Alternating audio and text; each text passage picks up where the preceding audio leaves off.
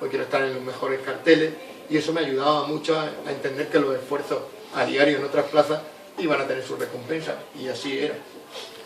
Y realmente después, por explicar muchas de las situaciones que uno vive a lo largo de las carreras, yo siempre digo que en momentos puntuales de mi carrera siempre tuve el apoyo de Espartaco. Espartaco fue la persona que más me hizo entender que, primero, la admiración propia. Yo paso de verlo como un dios, porque yo recuerdo que yo era un crío, y bueno, un niño, que toreaba todos los años en Cejín.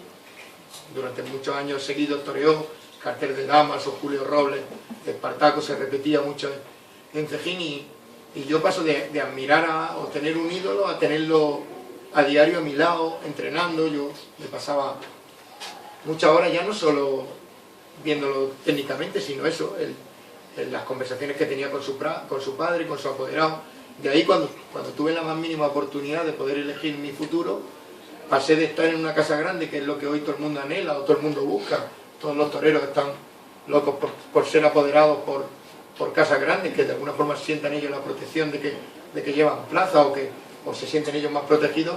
Yo pasé de tenerlo todo eso a renunciar a eso para estar en manos de un apoderado independiente, de compartir, como yo tenía tanto con Ángel como los años de Rafael Moreno, una persona dedicada en pleno a mí y preocupada por mis cosas, que las vivía conmigo, que se montaba en un coche y de alguna forma me veía sufrir, me veía disfrutar, me veía llorar, me veía no comprender ciertas cosas que pasaban, pero era capaz que con argumentos de leerme lo que estaba aconteciendo en el momento, en mi profesión, en la fiesta, era capaz de argumentarme por qué tenía que torear esta determinada corrida o esta otra, y me lo hacía ver de una forma honesta y sincera, y me ayudaba. Pero es verdad que si no hubiese tenido esos personajes a mi lado, hubiese sido todo mucho más difícil. Hubiese sido mucho más difícil de entender muchas cosas, porque es verdad que cuando eres joven ese carácter rebelde te aparece y no entiendes que haya sido triunfador de la Feria de Granada el año 96 cortando 3 orejas, y que el 97 te digan que la corrida va a ser peor, que el cartel va a ser peor y que el dinero va a ser el mismo, va a ser menos. Entonces no lo entiendes y dices tú, bueno, pues recuerdo que cuando siempre algunos toreros me preguntan, un día me dijo Espartaco, muchas veces se gana más dinero quedándose sentado. Digo, ¿cómo? Digo, si la corrida que no se torea, no... Pues muchas veces, y es verdad que había que ser valiente para tomar esa decisión. Yo recuerdo que el año 97, lo pongo como ejemplo, después de haber sido triunfador de la Feria de Granada del 96, cuando me llaman, como yo había oído decir a Espartaco, mira Liria, algunas veces, muchas veces, decir que no, se gana, no vaya a Granada. Y se me iluminó y dije que no voy.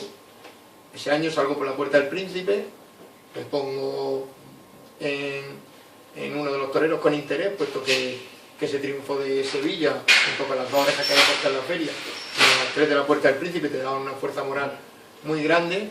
Me pongo y mi nombre empieza a barajarse en los toreros posibles para cualquier sustitución, que hoy todos sabemos que los carteles en el mes de marzo, ya muchas ferias del mes de septiembre están prácticamente cerradas, pero en esos años míos tuve la suerte de que las sustituciones, como había un gran número de corridas, las ferias eran mucho más largas, pues cuando acontecían, pues tener el aval de un triunfo importante en Sevilla, me hicieron ir a Granada a matar la corrida de Juan Pedro con José Tomás y Rincón en la sustitución de Joselito. Y después de haber dicho que no, entré en la feria y ese día tomé conciencia de que al año siguiente iba a tener menos problemas todavía que el anterior triunfando. Y me conciencié de que tenía que triunfar. Corté 3 orejas, volví a ser triunfador de Granada y al año siguiente ya las cosas fueron mucho más fáciles. Pero te das cuenta que esta profesión no es nada, que no regalan nada, que no es nada fácil, que es prácticamente un milagro que se llegue, pero que cuando se llega, y sin llegar algunas veces, es la más bonita del mundo. Yo a ellos lo que siempre intento transmitirles, todo lo que tengo, los privilegios que gozan ellas, su hermana, mi familia, lo tienen gracias al toreo. O sea, nada más que puedo hablar cosas buenas de mi profesión, nada más que puedo hablar con admiración de los toreros, porque creo que es verdad que también otra de las señales que te hacen entender que tienes que dejar de torear es cuando empiezas a alegrarte del triunfo de los compañeros. Aquí está fallando algo. Y es verdad que ya hay un momento que empiezo a sufrir mucho con ciertos compañeros y que empiezo a alegrarme demasiado porque triunfo, porque al final es una competencia real la que existe y todos queremos estar mejor que los demás, pero también es verdad que existe un buen rollo entre nosotros, entre los toreros que han triunfado. Existe ese rol real de admirarnos, ¿no? Y de comprendernos, porque al final yo digo que los toreros no somos mejor ni peor que nadie, pero somos muy distintos y al final nosotros mismos nos entendemos con una mirada, con un gesto, sabemos lo que estamos pensando, lo que queremos decir, lo que queremos proyectar y a mí solo me cabe o me queda a día de hoy seguir transmitiendo los valores que yo he aprendido en esta profesión, el hecho real de que el sacrificio, el trabajo, la humildad, todo eso tiene una recompensa bastante grande. Yo en lo que creo, en lo que me refuerzo a diario, en lo que quiero transmitir y sobre todo un amor desmesurado por la profesión, sin afición, sin ganas de trabajar, sin ganas de sacrificarse, va a ser muy difícil que el sueño se haga realidad. Y aún así, con todo eso, siempre hay que pensar que lo difícil va a ser conseguirlo, porque es duro hablar en la realidad del toreo. A mí no me gusta verlos prácticamente delante de los animales porque sufres, porque sabes que les pueden hacer daño, porque cualquier porrazo, cualquier golpe, a mí me lo han dado y han dolido mucho. Pero es la realidad de mi profesión. Yo creo que nadie se escapa, ninguna figura del toreo se escapa de pasar por situaciones límite, por vivir los momentos y por pagar el precio tan alto que hay que pagar que algunas veces con tu propia vida, ¿no? Recientemente, y la reflexión que hacíamos el día que veníamos del funeral de Víctor Barrio, la reflexión que hacía Espartaco, que siempre más que acertada, era que en cierto modo toreros como Paquirri, que para descanse, el Gillo, sí habían disfrutado del triunfo de la profesión, pero él no, y eso todavía lo hacía más triste el que un torero pierda la vida, pero es que es la realidad de nuestra profesión y es el precio que realmente uno tiene que estar dispuesto a pagar. Se dice muchas veces con la boca llena, así muy rápida, hoy vengo a jugarme, o salir por la puerta de la enfermería o por la puerta grande, no son frases hechas. El compromiso real con tu profesión y contigo mismo es cuando tú mismo sabes que tienes la muleta en la mano izquierda y que tienes que pasar la raya. Y ahí tomas tu conciencia real de que tu vida está en peligro. Y de que sabes que al otro lado de la raya está el triunfo, pero ese triunfo también puede estar, o puede ir de la mano de la acogida y del percance. Pero es la realidad que tienen que conocer, que la tienen que saber, que tienen que estar dispuestos a pagarla. Pero eso se hace muy duro cuando estás hablando con niños de 8, 10, 12 años. Parece que... Pero es la realidad de nuestra profesión. Y junto con transmitir los valores y el amor por ella, hay que hablar de una realidad en la que prácticamente lo logran muy poco alcanzan el llegar a ser figura del toreo, en comprarle a sus padres una casa, en comprarse la finca, en comprarse el Mercedes. Eso, analiza la historia, pones ahora mismo en nuestra región cuántos comenzaron a querer ser toreros, cuántos lo consiguieron. Pasa como en el fútbol, al final entiendes que son profesiones que el éxito lo vemos ahí muy cercano porque vemos a los Messi, a los Cristianos, pero tú analizas cuántos jugadores han jugado, cuántos murcianos han jugado en primera división, cuántos niños han empezado a jugar al fútbol. Pues todas las profesiones son difíciles. El añadido de la nuestra, porque estamos hablando de que las tragedias están ahí, de que las jornadas están ahí, que la parte dura está, que las injusticias están, que algunas veces pues, no les parece que porque hayas triunfado ya tienes el derecho a que el año que viene te tienen que poner en un sitio, tienes que conocer realmente cómo es la profesión, la realidad de ella, cómo está, y todas esas cosas pues no son difíciles de digerir, ¿no? Y sobre todo cuando estamos hablando cuando está jugando con la ilusión de niño y de gente que en su cabeza solo le cabe el ser José Tomás, ser el Juli, ser Manzanares. Muy duro. En el caso de Pepín, desde luego es conocido que se le ha enmarcado casi toda su carrera como un torero valiente. Un torero muy valiente, con muchos cojones. O lo que puedo decir personalmente es que este tío sabía torear. Y toreaba muy bien. Yo lo he visto indultar muchos toros, no solo aquí en Murcia. Y para mí, guardo personalmente un toro que indultó de pala en Alicante, te acordarás tú, que era un tío, y pusiste la plaza boca abajo. Yo te pregunté una cosa aquel día, cuando terminó la corrida, y te dije, digo, ¿cuándo te vamos a ver torear en Murcia como has toreado hoy? Con la contestación vino después de indultó 3 toros seguidos. Uno de Torre Estrella, otro de Fuenteín, otro de Torre Salduendo. Es real que yo Murcia no...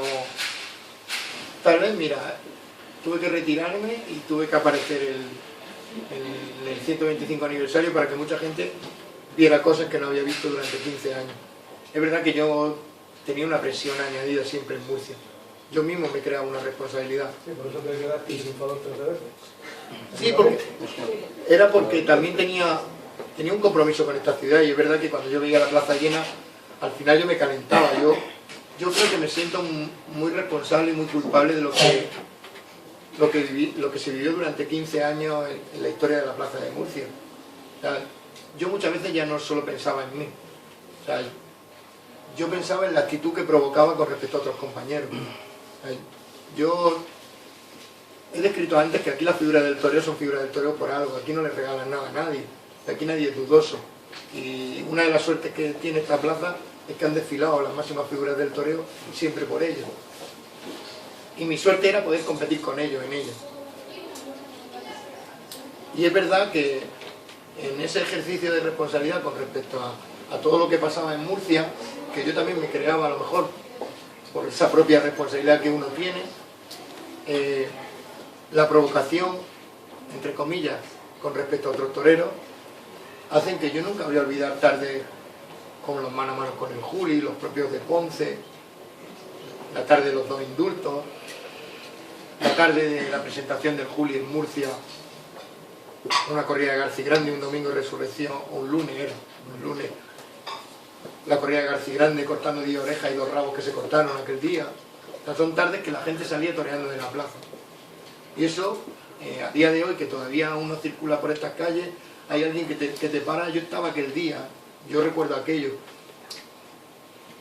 Qué satisfacción más grande, ¿no? Pero ya no solo por el reconocimiento a mi carrera, que está escrita, que hay 13 años que soy triunfador de la Feria de Murcia, que son cosas que no son normales, que no acontecen todos los días, como que tenga uno la regularidad de triunfo que yo tuve en esta plaza. Es verdad que yo también tenía muchas veces la oportunidad, o una oportunidad más, por un toro más en los mano a mano, o por una tarde más, pero al final era el triunfo el que te avalaba para ser triunfador. Pero sí era la propia competencia que creaba con otros toreros, y muchos lo decían, y a día de hoy muchos de ellos dicen, hay que ver que muchos días que llego a Murcia miro para la parte del sol, y cuando veo esos huecos me acuerdo de las tardes nuestras, tienes que volver.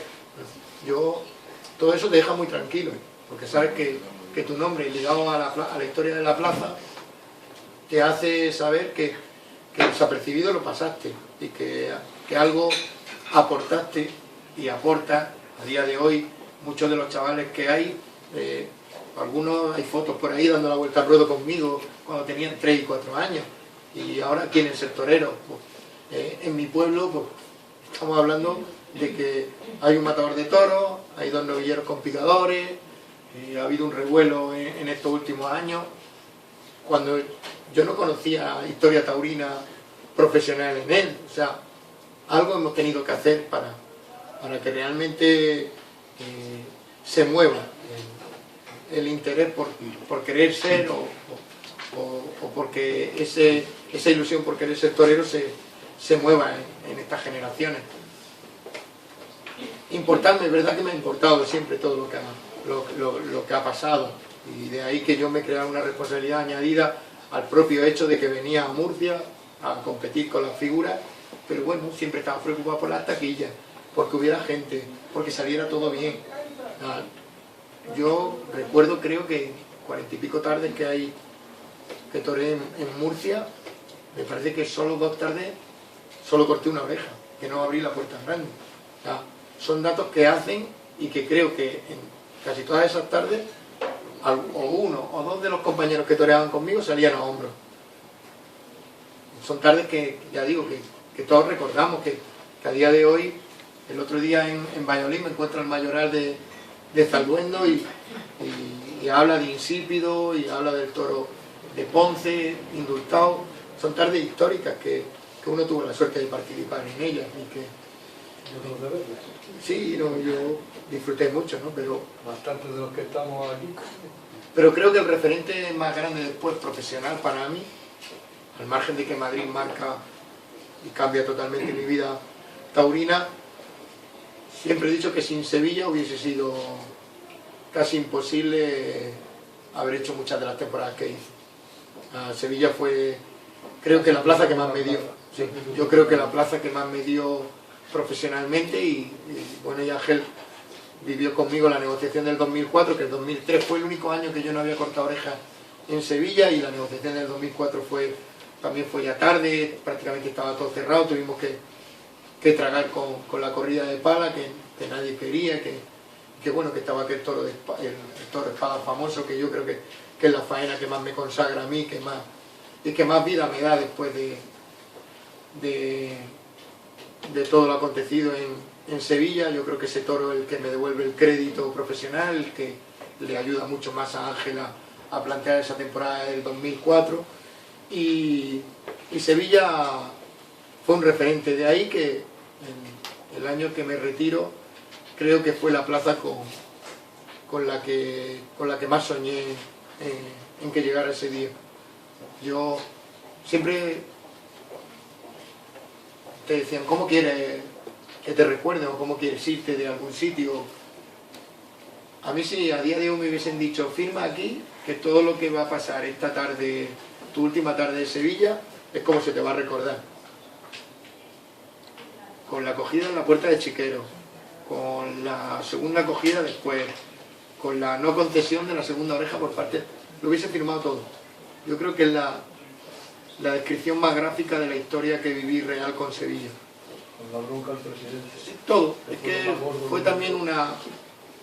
Yo creo que a lo largo de la carrera es verdad que la significación por el tipo de torero muchas veces parece que prestigia más dar 2 orejas a un determinado torero que dársela a otro. Y los criterios presidenciales, es verdad que en momentos puntuales de mi carrera pudieron favorecer, incluso yo diría que en algún momento perjudicaron.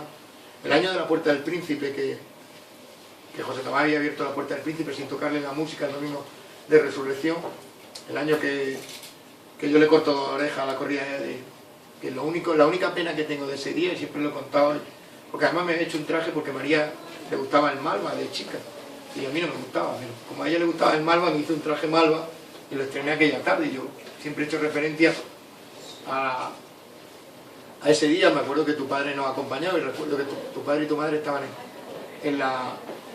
en Barrera, y les puse el capote de paseo que estrené porque Espartaco me había dejado un año, para no repetir aquí en Murcia, me había dejado uno que él tenía especial, y después al año siguiente me lo hice y lo estrené aquella corrida, igual que estrené el traje ese malva. Recuerdo que son de los días que tú percibes que puede pasar algo, y ya desde por la mañana yo estaba bien. Es verdad que había arrancado la temporada muy bien en Valencia, en Castellón, y llegué a Sevilla. En la primera tarde habían salido las cosas bien, y la segunda tarde, que era el sábado de farolillo, María estaba aquí en Murcia y se fueron para Sevilla para acompañarme ese día. Y ya de por la mañana son de los días que te despiertas teniendo sensaciones buenas. Y recuerdo que no sé por qué comenté yo, digo, mira, pues hoy, si algo tengo que me gustaría es que mi hija María me viera salir por la Puerta del Príncipe, porque eso es una imagen que yo creo que a nadie se le puede olvidar. Yo ya había tenido la suerte de abrir la Puerta del Príncipe, cosa que pensaba muy lejana hasta que la consigue, y una vez que la consigue dices, bueno, si la he conseguido una vez, ¿por qué no va a ser 2? y recuerdo que en el primer toro cortó una oreja y tenía muy buena sensación y no sé por qué le dije al mozospada que hablara con su madre y que le dijeran que estuviera preparada porque si salía por la puerta del príncipe quería que estuviera en la puerta y que me viera salir. Y muchas veces con Paco Teja, que fue el presidente de aquella corrida, en broma siempre le digo, no te perdonaré que dejara a mi hija sin la foto, porque es verdad que eso, en ese momento, y recuerdo que me apoderaba Rafael Moreno fue muy duro en el análisis de que no se otorgara la segunda oreja para que saliera en la puerta del príncipe, pero es verdad que yo tenía la euforia y tenía la tranquilidad de haber triunfado una vez más en Sevilla, que no me dolió tanto por el tema profesional, digo que fue más un tema sentimental el hecho de que se perdiera mi hija María esa foto, pero es verdad que después tú analizas la carrera y en momentos puntuales una puerta del príncipe es lo que te puede cambiar la vida y lo que te cambia a nivel de contrato, a nivel de caché, a nivel de muchas cosas. En ese momento es verdad que yo ya tenía conciencia de que las cosas iban saliendo, de que había logrado muchas cosas ya en la profesión y me importaban más las cosas sentimentales que las propias materiales que daba el triunfo, ¿no? Me preocupaba mucho más siempre por mi cuadrilla, porque ellos querían que cuanto más toreáramos mejor, ellos cobraban más. Entonces todas esas cosas al final, como tú las haces tuyas, tú haces tuyo 9 personas que viven a diario contigo, el triunfo, el fracaso, te hace responsable de que si uno tiene un problema con la mujer, otro con el hijo, éramos una familia, porque al final es verdad que esa es otra de las ayudas que yo creo que, otra de las satisfacciones que yo tengo que me llevo de la profesión, ¿no? El haber logrado a lo largo de tantos años, haber dejado mucha gente satisfecha por el compromiso profesional, ¿no? El respeto que yo tuve con mis cuadrillas, el cómo yo las traté, pero todo eso era... Por eso ahora cuando tú ves las nuevas generaciones, ves como algunos viven apartados de ellas, como a lo mejor hay que ahorrarse un duro en un hotel para que no vayan contigo al mismo hotel tu cuadrilla, cosas que yo siempre aprendí de los mayores, siempre aprendí que las figuras del toreo te decían, para eso maestro Manzanares fue creo que el ejemplo más gráfico de cómo hablaba de su gente, Espartaco, de cómo vivía con ellos, cómo era capaz de pararse en un área de servicio y con un amigo que tenían que siempre llevaba un canasto con la caña de lomo, cómo ellos, de sentarse en el mejor restaurante, todas esas cosas son las que yo, en cierto modo, viví y las mamé de ellos, ¿no? Y siempre intenté, de alguna forma, esa es la tarde de la puerta del príncipe, el traje ese malo, este toro de cebada. Y todo eso es pues, lo que al final intentas transmitirle a ellos, ¿no? Las propias vivencias del respeto con tu cuadrilla, de cómo tiene que ser.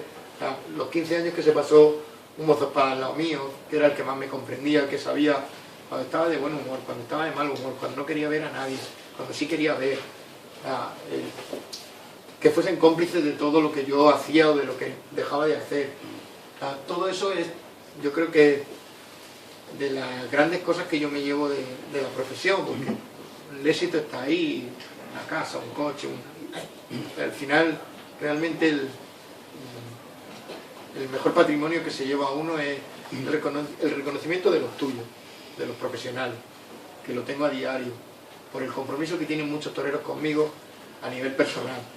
Y después el propio de mi gente, de mis cuadrillas, que te respetan, que te siguen respetando, que si los llamas para algo, o que si un alumno nuestro necesita que lo acompañe un banderillero o un mozospada, los míos están ahí para estar con ellos, para de alguna forma protegerlos como lo hacían conmigo, y todo eso me da mucha tranquilidad porque parte de lo que uno sembró, que no fue otro que el amor por esta profesión y el intentar, pues, de alguna forma, el aportar siempre cosas que fuesen beneficiosas para este mundo, ¿no? Y yo cuando muchos toreros te consultan cosas o te vienen con...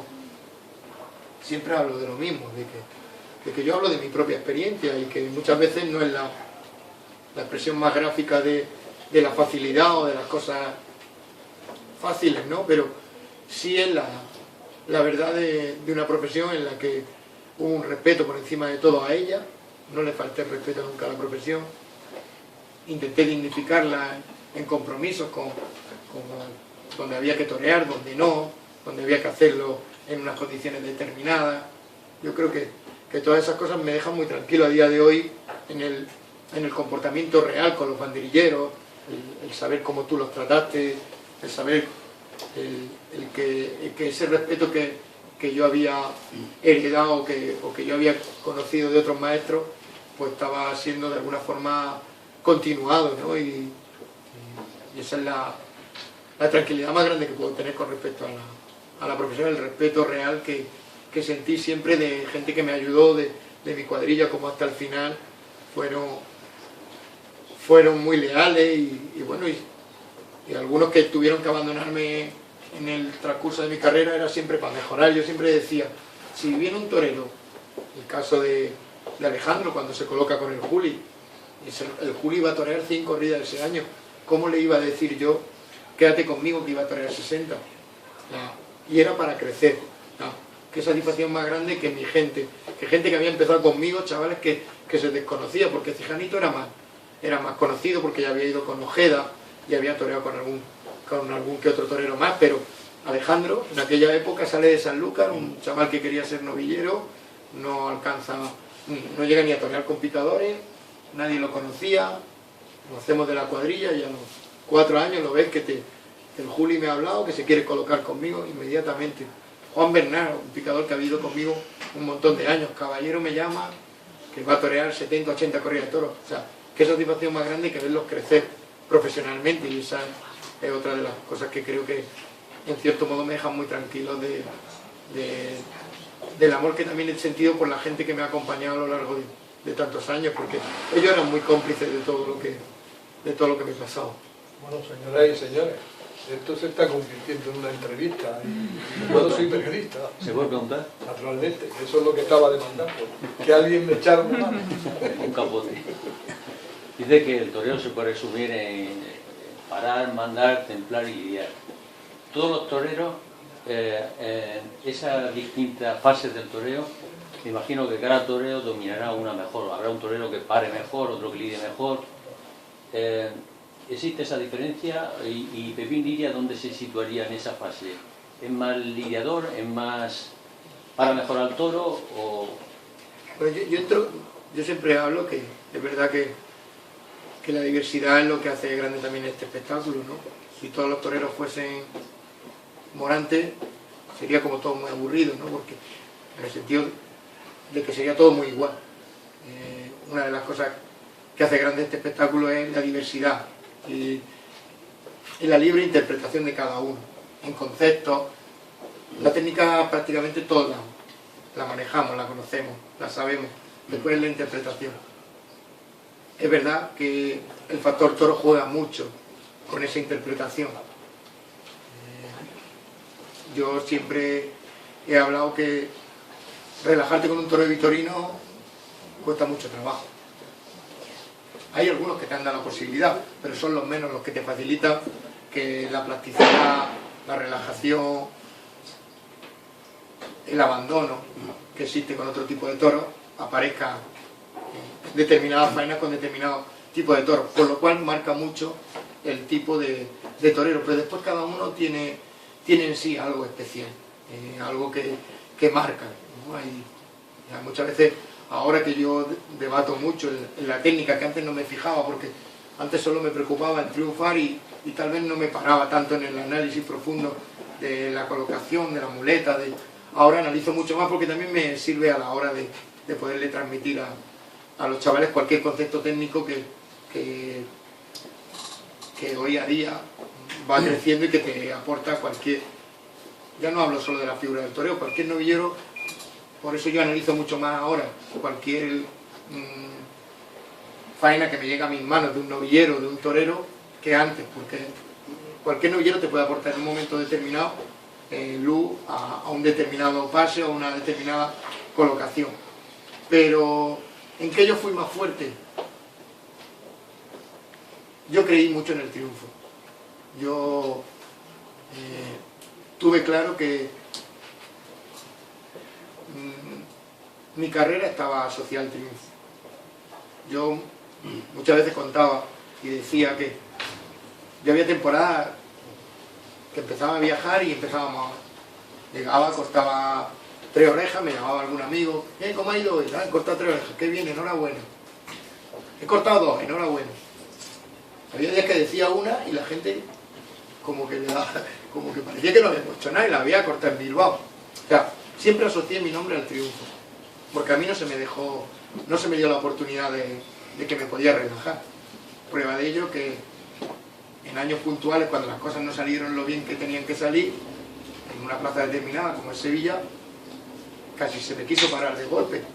Costó mucho trabajo hacer la temporada y los contratos, el año de las jornadas, prácticamente que mucha gente me daba ya por acabado, el crédito lo perdía cuando el triunfo no se sucedía. Eso limitaba o condicionaba mucho también mi compromiso en la plaza. ¿Qué me aceleraba? Siempre era en busca del triunfo. Obligado a... No renunciaba. Hay toreros que pueden pasarse una temporada esperando a que les invite un toro para cuajarlo y que va a tener una repercusión mediática y que les va a servir para tener crédito para 30 corridas más. Yo, si no cortaba orejas, no tenía ese crédito, por muy bien que toreara un toro. Si el triunfo mío no venía de la mano creo que de las pocas faenas, y tal vez tuve la suerte de que aconteció en Sevilla, en el inicio, en el previo de la Feria de Sevilla, que a mí se me cantara con rotundidad, sin cortar orejas, fue el toro de Pala, que di una vuelta al ruedo después de pincharlo 3 veces, y creo que es de la faena más... Pero otras veces cuajé toros importantísimos, no los mataba, no cortaba orejas, era como un fracaso. Entonces, todo eso condicionó mucho mi visión del toreo. Lo que sí es verdad es que yo disfrutaba mucho toreando con la mano izquierda. Yo mantengo muy fresca 3, 4, 5 faenas que me dejan muy tranquilo, ¿no? Siempre se sueña con la faena perfecta, que creo que nunca llega. Nos acercamos, hay un tramo de ella en la que aparecen 10 muletazos, 15, pero la faena perfecta nunca, por mucho que la soñemos, nunca llega. Pero sí hay 5 o 6 faenas a lo largo de mi carrera que siempre van de la mano de los naturales, de la mano izquierda. Me veía muy fácil con la mano izquierda y podía mucho. Y después había otra cosa que era la rotundidad con la espada. Es verdad que la espada me ayudó mucho, pero a raíz de las jornadas de Pamplona del Brazo y la de Santander, empecé a sufrir mucho más a la hora de entrar a matar. O sea, también marcaron un poco que yo me pensara algunas veces cuando entraba a matar, el tirarme un poco más recto de la cuenta. Pero mi técnica no es ellos lo saben. Yo siempre les digo que no se fijen en mí, que se fijen en Manzanares como mata.